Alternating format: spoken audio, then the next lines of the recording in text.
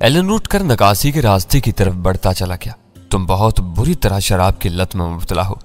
गजाला ने नीची आवाज में वीरा को फटकारना शुरू कर दिया। हर वक्त और हर जगह शराब की जुस्तजू में रहती हो और तुम्हारी आड़ में तनवीर को भी अपने जौहर दिखाने का मौका मिलता रहता है। तुम फिक्र नहीं करो, मैं इसे वाइन को हाथ भी नहीं लगाने दूंगी। वीरा मुस्कुराकर बोली। वाइन में होता ही क्या है? मैंने सफाई पेश की। इसमें अल्कोहल का अंसर न होने के बराबर होता है। वाइन के बगैर सफेद फार्म शुराफा के डिनर का दस्तरखान नामुकम्मल तस्वुर किया जाता है। वो इसे पानी की जगह इस्तेमाल करते हैं।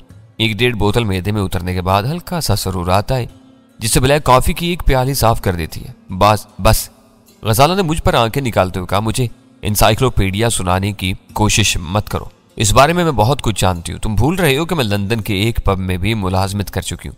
पब के मैनेजर ने पहले दिन पूरे 5 घंटे तक मुझे यही समझाया था कि मुख्तलिफ किस्म की शराबों में अल्कोहल की औसत मिकदार क्या होती है और वो एक दूसरे से मिलकर क्या असरात पैदा करती हैं।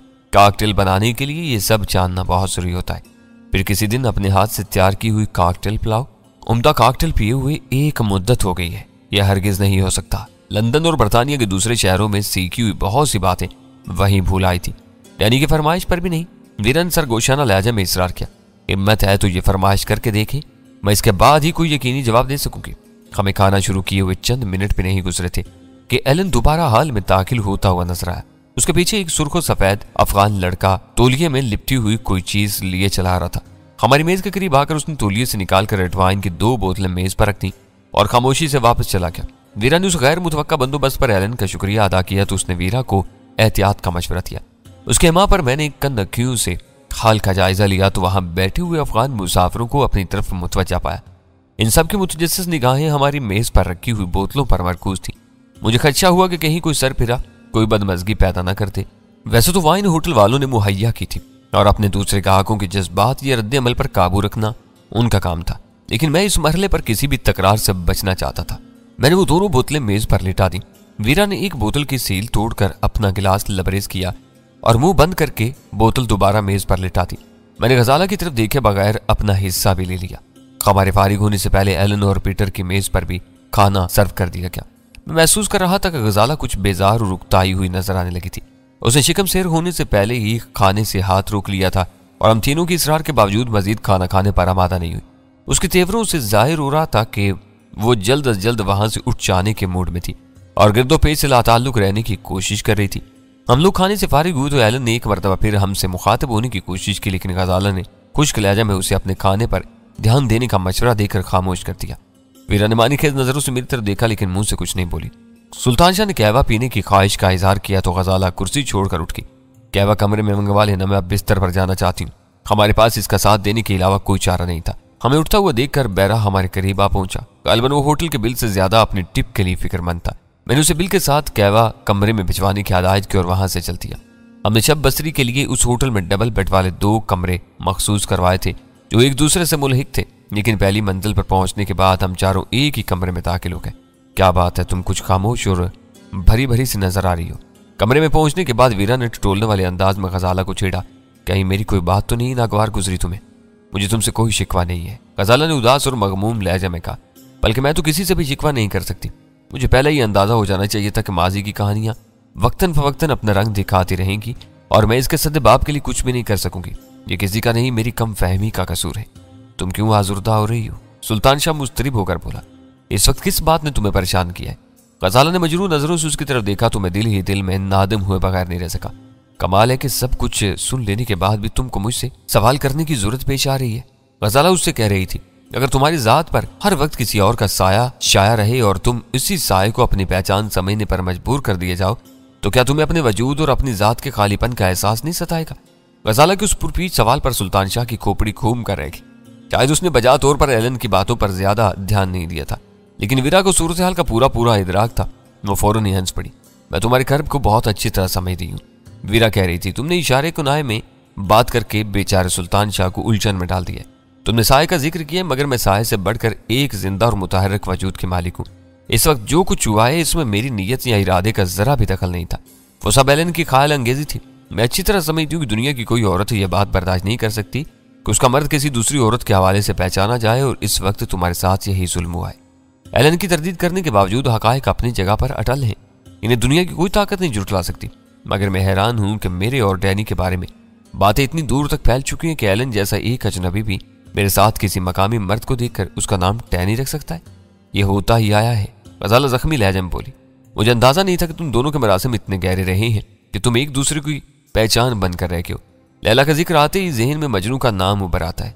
जूलियट का नाम लिया जाए तो फौरन रोमियो की जात सामने आ जाती है। अगर तुम दोनों के मरासिम इतने ही गहरे थे तो डैनी को मेरे साथ मोहब्बत और शादी का ठोंग रचाने की क्या जरूरत थी? मैं अकेली रहकर भी दूसरों से अपना वजूद मनवा सकती थी। तुम भूल रही हो कि तुम दोनों की शादी मकाओ के डान क्वांग फू ने जबरदस्ती करवाई थी। वीरा ने मुस्कुराते हुए मजाहिया अंदाज में कहा, और इस काम के लिए एक डरपोक चीनी मौलवी दरआमद किया गया था। मैं इस मौजू की संगीनी भांप रहा था। वीरा का यह बेतुक्का तबसरा गजाला को बरहम कर सकता था, इसलिए मैं गैर इरादी तौर पर बोल पड़ा। डान क्वांग फू जैसे मुतलविन मिजाज और खूनख्वार आदमी के सामने बड़े बड़े सूरमा चौकड़ी भूल सकते हैं। तुम चीनी मौलवी को डरपोक नहीं कह सकती। वो एक सुलझा हुआ शरीफ आदमी था और हर शरीफ आदमी बदमाशों से डरता है। उसने हम दोनों का निकाह ना पढ़ाया होता तब भी मैं एक न एक दिन गजाला से शादी जरूर करता। माजी की लग्ज़ियों पर अपने दिल की गहराइयों से शर्मिंदा होने के बावजूद मुझे यह एतराफ करने में कोई आर नहीं कि जिंदगी के कठिन रास्तों पर तवील सफर तय करने के लिए मैंने पहले ही दिन से गजाला का तस्वुर अपने दिलो दिमाग में सजाया होता। वीरा इस बात की गवाही देगी कि मेरी इस सोच में कभी कोई तब्दीली नहीं आई। यह हकीकत है। वीरा ने गहरी संजीदगी इख्तियार करते हुए कहा, लैला मजनू वाली मिसाल तुम दोनों पर सादिक आती है। तुम हर बात पर डैनी की तरफ देखती थी और डैनी हर वक्त तुम्हारा दम भरता था। बात सिर्फ इतनी सी है कि तुम दोनों आम शहरी थे, इसलिए तुम्हारी गहरी मोहब्बत खामोशी से परवान चढ़ती रही। इसकी कोई तशहीर नहीं हुई। मैं अपने किरदार की वजह से बहुत से हलकों में जानी पहचानी जाती थी और फिर मेरे शब रोज पर कड़ी निगाह रखी जाती थी। इस वजह से मेरी और डैनी की दोस्ती की गैर जरूरी तशहीर होती चली गई। इस शोहरत को इस वक्त और हवा मिली जब डैनी ने भी ची की मुखालफत में कमर बस्ता होकर ज़र ज़मीन दुनिया के सरकर्दा लोगों को अपनी तरफ मुतवज्जा होने पर मजबूर कर दिया। वो मुसलसल गजाला ही से मुखातिब थी और कह रही थी, एलन जैसे लुच्चे की बातों में आकर तुम बिला वजह अपना दिल छोटा कर रही हो। डैनी की जिंदगी में तुम्हारी हैसियत आसमान की सीख है, जो अपने एक ही रूप में सदा हर जगह साया फगन रहता है। मेरा क्या है, मैं तो उसकी एक दोस्त हूँ, आवारा बादल की तरह। बादलों को हवाएं जिधर ले जाती हैं वो उधर ही चल पड़ते हैं। इनका कोई मुस्तकिल ठिकाना नहीं होता। आज यहाँ बरस रहे हैं तो कल किसी और सब्जे को सैराब कर रहे होंगे। इनकी कोई शनाख्त होती है और ना ही वो किसी की पहचान बन सकती है। बस ये फिल्मी डायलॉग बंद करो। सुल्तान शाह ने अचानक उसकी बात काट दी। आवारा बादल और आसूदा आसमान। मालूम होता है कि गजाला के बाद अब तुम अपनी डफली पर कोई नया राग छेड़ने वाली हो। आज के लिए इतना ही काफी है। फजूल बातों में वक्त जाया करने के बजाय ये सोचो कि एलन ने डैनी को पहचान लिया है। इन हालात में हमारा रद्द अमल क्या होना चाहिए? इस वक्त गजाला ने इससे अपने दिल की भड़ास निकालने का मौका नहीं दिया। मुझे यकीन है कि वो कल के सफर में इस मौजू पर दोबारा बात करेगा। इसके बारे में मेरा ज़हन साफ है। मैंने कहा, वो जो कुछ समझता है समझता और कहता रहे। मैं अपनी बात पर अड़ा रहूंगा। मैं डैनी नहीं तनवीर हूं और यह हकीकत भी है। वीरा ने मेरी बात काट कर फीकी मुस्कुराहट के साथ लुकमा दिया। अपनी बेरोजगारी से तंग आने के बाद तुमने शी में शामिल होने का फैसला न किया होता तो आज तुम तनवीर ही होते। बदनाम लोगों की दुनिया में नाम के बजाय उर्फियत चलती है। लेकिन हैरत है कि तुम अभी तक वीरा ही कहलाती हो। सुल्तान शाह ने उसकी बात काट कर तंजिया लहजे में कहा, आज तक तुम्हारी कोई उर्फियत नहीं चल सकी। मेरे लिए कोई मौजू उर्फियत तलाश करना आसान काम नहीं है। वीरा ने फखर आमेज लहजे में कहा, बड़े बड़े बड़बोलों और फिक्रे बाजू से मेरा वास्ता पड़ता रहा है, लेकिन कोई भी मेरा नाम नहीं रख सका। मेरी दानिश में यह दुनिया का सबसे आसान काम है। सुल्तान शाह ने मुंह बनाकर बेपरवाही से कहा, मालूम होता है कि यूरोप में लोगों को इस फन में महारत नहीं है, तो अब तुम अपनी फनकारी दिखा दो। वीरा ने जल कर कहा, तुम गोरे तो क्या पूरी तरह काले भी नहीं हो। बाप का गुना उर्फ ब्लैक क्वीन। सुल्तान शाह ने हल्के से कहके के साथ कहा, इस उर्फियत में मुबालगे का सिरे से दखल ही नहीं है। बस हकायक को यकजा कर दिया क्या है। सुल्तान शाह का वो तबसरा वीरा पर उस बुरी तरह चिपका कि उसका मुंह बन गया और गजाला के लिए अपनी बेसाख्ता हंसी पर काबू पाना दुश्वार हो गया। सुल्तान शाह ने मगरबी फिल्मों के नामों को उर्दू कालिब में ढालने वाले नीम जाहिल मुतरज्जम सेठों की तकलीद करके इस वक्त एक दिलचस्प सूरत हाल पैदा कर दी थी। मगर मेरा जहन कहीं और ही पहुंचा हुआ था, इसलिए मैं उस सिचुएशन से पूरी तरह लुत्फ अंदोज नहीं हो सका। वीरा ने मेरी बेरोजगारी का जिक्र करके मुझे इन पुरानी यादों की तरफ धकेल दिया था जो ज़हन के नेहा खानों में इस तरह जासूई थी कि अरसा दराज से उनकी कसक भी महसूस नहीं होती थी। गर्दिश दौरा और हालात के भंवरे में फंसकर मैं अपने माजी को बड़ी हद तक फरामोश कर चुका था और जहन पर यह ख्याल सवार रहता था कि मैं हमेशा से वैसा और वही कुछ था जो इस वक्त नजर आता था। लेकिन हकायक बहुत संगीन और दर्दनाक थे। मेरी जिंदगी क्या थी ये मैं ही जानता था। मेरी जिंदगी से राहीला का निकलना, मेरा नाम बदलना, मेरी शनाख्त बदलना, मेरी दुनिया उजड़ना, क्या कुछ था मेरे पास से और वो सब कुछ कहाँ रह गया था। अब मैं किसी को क्या बताता कि अपने दिल के जख्म मुंतमिल करने के लिए या उन पर मरहम रखने के लिए गजाला का चुनाव किया गया था, और मैं आज भी उन पुरानी यादों को सोच सोच कर तरफ उठता था। तुम क्या सोच रहे हो? वीरा ने बेजारी से मेरा शाना झंझोड़ कर मुझे चौंका दिया। तुमने सुना नहीं कि तुम्हारा चहेता क्या बकवास कर रहा है? मैं उसकी जुबान गुद्दी से खींच लूंगी। मैंने पुरख्याल नजरों से उसकी तरफ देखा और उसके चेहरे पर गुस्से की तमतमाहट देखकर मेरे होठों पर खफीफ सी मुस्कुराहट फैल की। मेरा ख्याल है कि तुमने खुद ही इसे तबाह आजमाई की दावत दी थी। इसका यह मतलब तो नहीं कि ये मुझे गालियां देने लगे। वो बिफर कर बोली। मैं खुद डंके की चोट पर कहती फिरती हूँ कि मेरा वजूद चिमिलाइट के एक गुनाह का शाकार है।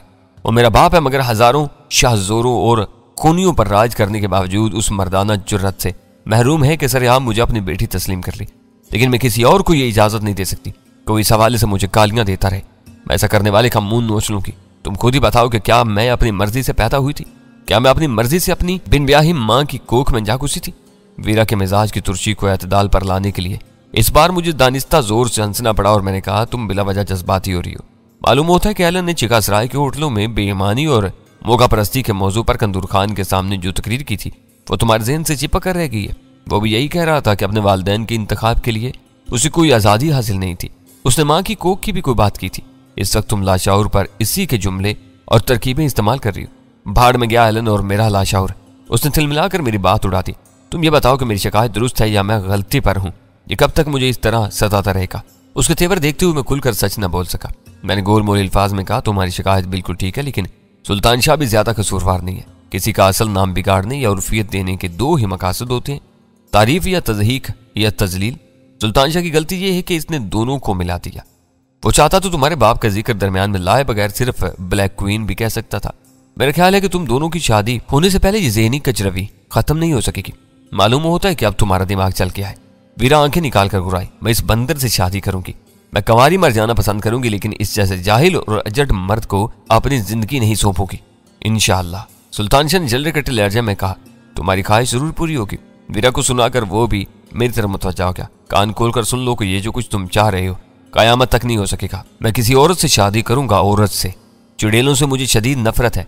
मैंने दोनों हाथों से अपना सर थाम लिया और बारी बारी दोनों की तरफ देखते हुए नहीफो नजार आवाज में बोला, जान बख्श तो यार, वो मेरा मतलब नहीं था जो बैक वक्त तुम दोनों समय बैठे हो।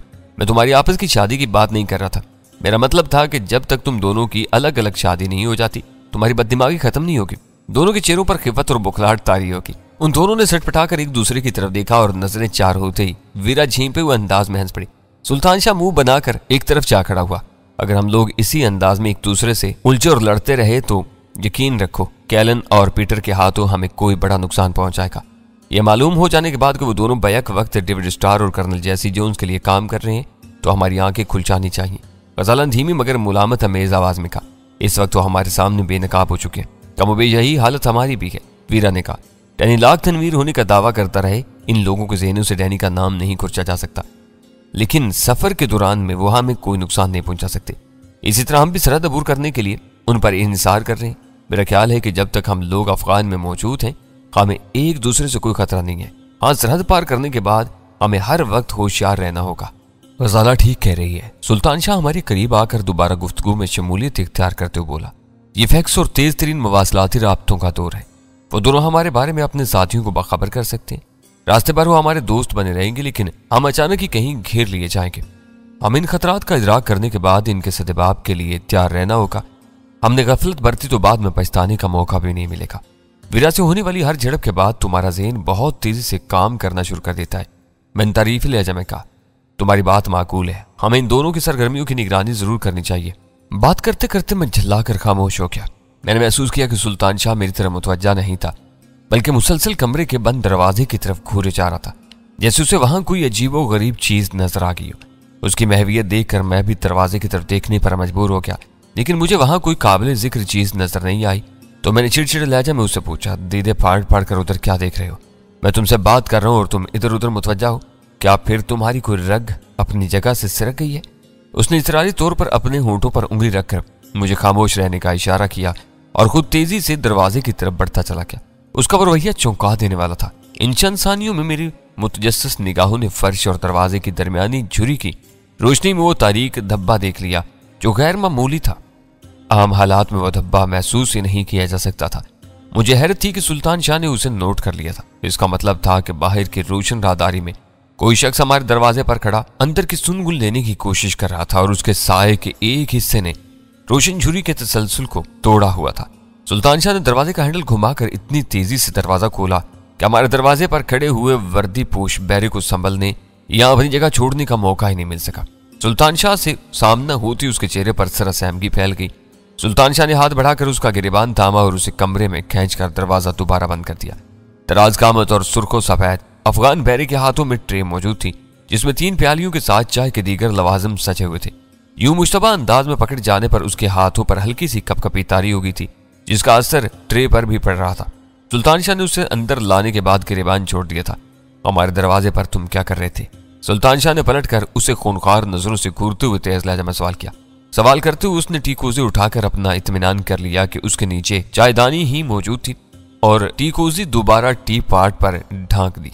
इस वक्त तक बैरे का चेहरा खौफ से जर्द पड़ चुका था। लम्हा भर तो वो उस अंदाज में सुल्तान शाह की तरफ देखता रहा कि मुझे चुभा हुआ कि कहीं वो उर्दू जुबान से ना बलद ना हो। लेकिन फिर उसने अपनी खामोशी तोड़कर मेरे ख्याल की तरदीद करते हुए हकलाते हुए बोला, सर साहब चाय लेकर आया था लेकिन हमने चाय का ऑर्डर नहीं दिया था।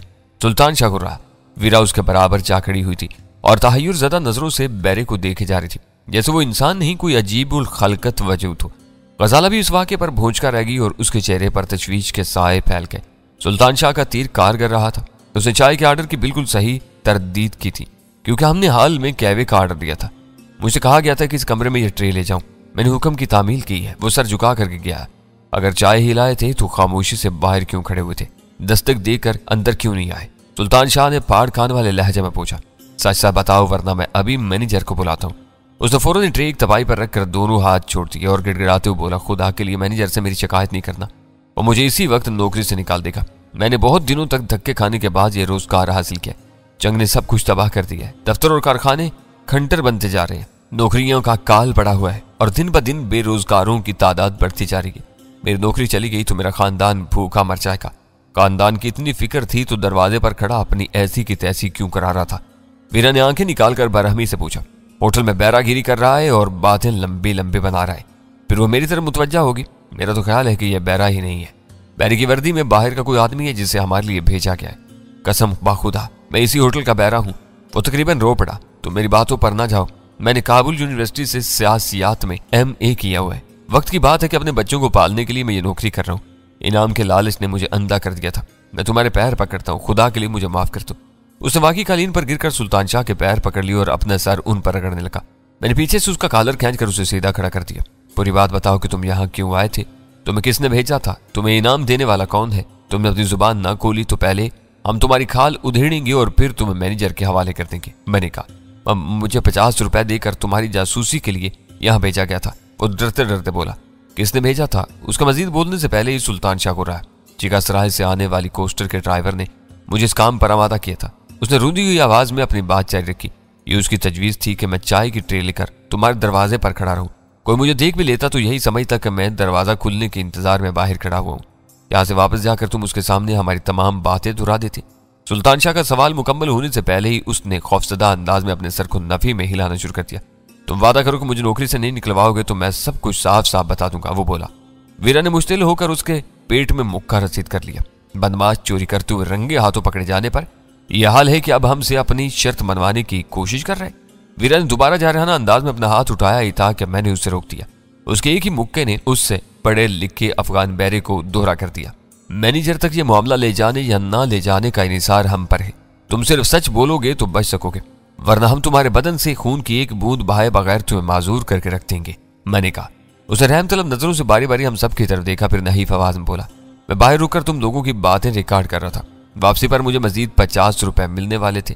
सुल्तान शाह उसकी जामा तलाशी के इरादे से उसकी तरफ लपका, लेकिन वो पीछे सरकते हुए जल्दी से बोला, मेरे पास कुछ भी नहीं है। केस रिकॉर्डर ट्रे में है। हम सब की तवज्जो ट्रे की तरफ मबजूल होगी, लेकिन वहां कुछ भी नहीं था। हमारी उसीली नजरों का सामना करने से पहले ही वो दोबारा बोल पड़ा, टी खोजी हटाकर टी पार्ट में देखो, रिकॉर्डर अभी तक चल रहा होगा। ये मुझे वापस उसी को पहुंचाना था। वो मेरा इंतजार कर रहा होगा। हम सब भी बैक वक्त ट्रे पर झुक गए। टी कुजी के नीचे से बरामद होने वाली चायदानी बिल्कुल ठंडी पड़ी हुई थी। इसका ढकना उठाया तो वो अंदर से भी खुश्क पड़ी हुई थी, लेकिन इसमें स्याह रंग का एक मुख्तसर सा रिकॉर्डर पड़ा हुआ था, जिसमें 2 नन्हे नन्हे सुर्ख नुक्ते रोशन नजर आ रहे थे। वीरा नहायत बेताबी से चायदानी को उलटकर वो रिकॉर्डर अपनी हथेली पर निकाल लिया। ये भी साइज का वो केस्ट रिकॉर्डर जापानी साख्त का था और इस वक्त भी चल रहा था। वीरा के लिए ऐसे शोबदे नए नहीं थे, वो उनके मसरफ और इस्तेमाल से खूब वाकिफ थी। उसने नन्हे नन्हे बटनों से छेड़छाड़ की और दोबारा बैरे की तरफ मुतवज्जा की। केस्ट रिवाइंड हो लेने दो, इसे सुनने के बाद ही पता चल सकेगा कि तुम कितनी देर से बाहर मौजूद थे।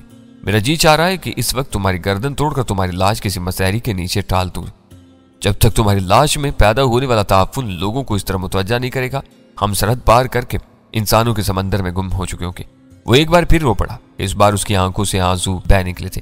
केस्ट रिवाइंड होने पर एक खफीफ सा खटका हुआ और फिर आला खुद ब खुद चल पड़ा। मैं तुम्हारे कर्ब को बहुत अच्छी तरह समझ रही हूँ।